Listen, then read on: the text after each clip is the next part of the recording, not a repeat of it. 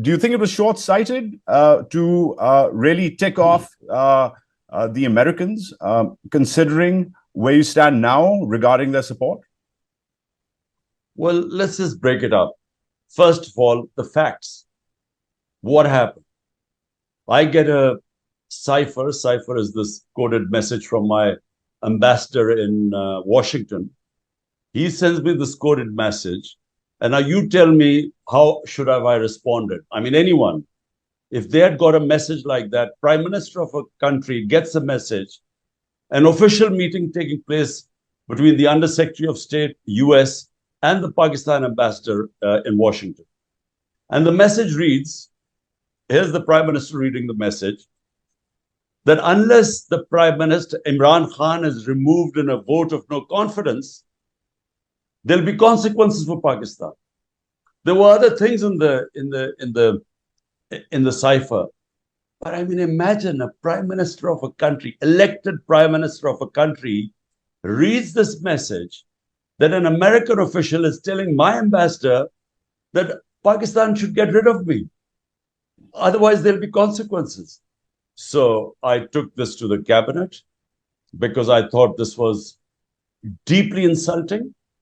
For a country of 250 million people, I thought it was humiliating for anyone to write, any official from any country writing a letter like that or sending a message like that to the Prime Minister, elected Prime Minister. Then I put it in front of the National Security Council.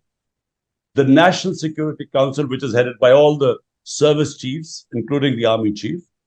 The National Security Council then gives a démarche to the US, protest that this is meddling in the internal affairs of Pakistan.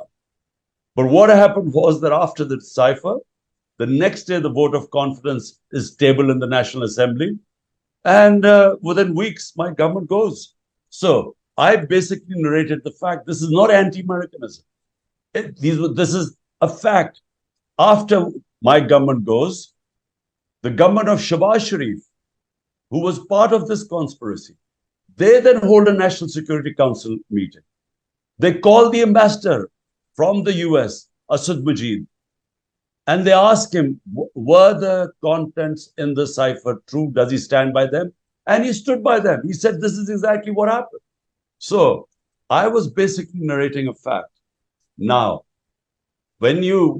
as subsequently things unfolded, it turns out that our ex-army chief, who was then the army chief, General Bajwa, he was actually campaigning through his lobbyist, Hussain Haqqani, who was paid $30,000 by my government.